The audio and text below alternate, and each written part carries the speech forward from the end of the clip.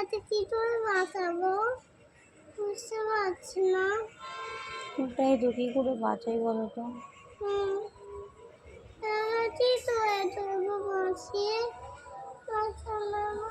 তো কিছুই নাই। আমার কোনো কিছুই চান্স নাই। আমার কোনো চান্স নাই না।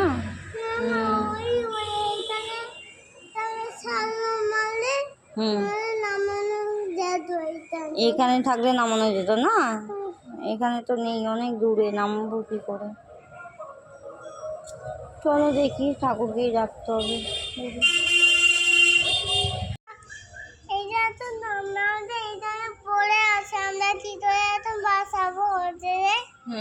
দেখো আজ কালকে রাত থেকে একটা বিড়াল পুরো মানে একদম ছাদের একটু নিচে যে কার্নিশটা থাকে সেখানে, আমাদের বাড়ি আর পাশের বাড়ি, এই দুই বাড়িতে মানে যাচ্ছে আর আসছে। তা রাত্রিবেলায় বুঝতে পারিনি করছিল, সারা রাত ওরম করেছে। তা এখনও দেখছি যে মানে নামতে পারেনি, সকাল থেকেই কাঁদছে, ম্যাও ম্যাও করছে। তা আমি এখন ভাবলাম কি ঠিক আছে, রান্নাটা একটু সেরে আমি ওপরে এলাম, যে দেখি চেষ্টা করি কোনোভাবে ওকে মানে বিড়ালটাকে কোনোভাবে সাহায্য করতে পারি কি না। কিন্তু কোনোভাবেই দেখো না, সাহায্য করতে পারছি না। মানে এত মন খারাপ লাগছে, এত মন খারাপ লাগছে। আমি আর ছেলে ছাদে এসে দুজনে এসেই বসে আছি, ছেলেও তাই বলছে যে মা কী করে বার করবো বুঝতে পারছি না। দেখো কী করি বলতো, মানে কোনোভাবেই প্ল্যান করতে পারছি না। দেখো এই দেখো, দেখো এই দেখো বিড়ালটা দেখতে পাচ্ছ, দেখো বিড়ালটা বসে আছে পাশের বাড়িতে, একবার আমাদের বাড়ির দিকে আসছে, আবার আমাদের বাড়ির শেডে আসছে, আর একবার ওই পাশের বাড়ি শেডে যাচ্ছে। কোনোভাবেই মানে ওকে খাবারও এইখান থেকে আমি দিতে পারছি না, খাবারও দেওয়া যাচ্ছে না।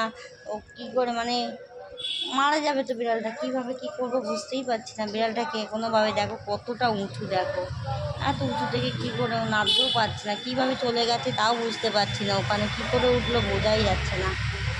কী করি, মানে খুবই মনটা খারাপ লাগছে, যার জন্য মানে এলাম ওপরে, কিন্তু পারলাম না গো, মানে পারছি না।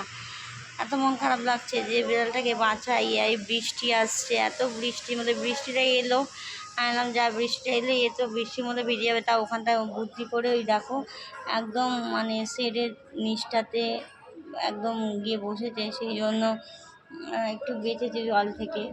কিন্তু না খাওয়া দাওয়া যদি করে আর বৃষ্টির মধ্যে যদি ভিজে থাকে, তা তো এমনি মরে যাবে বলো।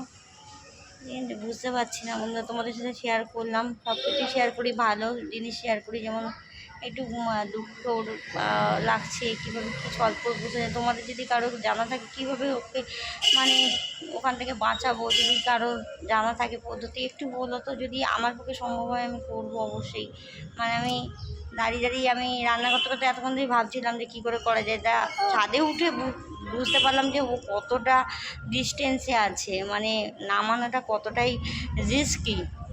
এই জল ট্যাঙ্কের ওপরে উঠে দাঁড়িয়ে তবে ওকে আমি দেখছি, মানে ও অনেকটাই দূরে ওদের বাড়ির থেকে, আর আমাদের বাড়ির থেকেও অনেকটাই ডিস্টেন্সে আছে। মানে নামানো খুবই কঠিন, মানে আমরা পারবো না, যারা করে এই ধরনের কাজ তারাই পারবে। এই বুঝে উঠতে পারছি না কী করবো। তোমাদের সাথে শেয়ার করলাম বন্ধুরা, চলো পরে তোমাদের সঙ্গে আবার কথা হবে।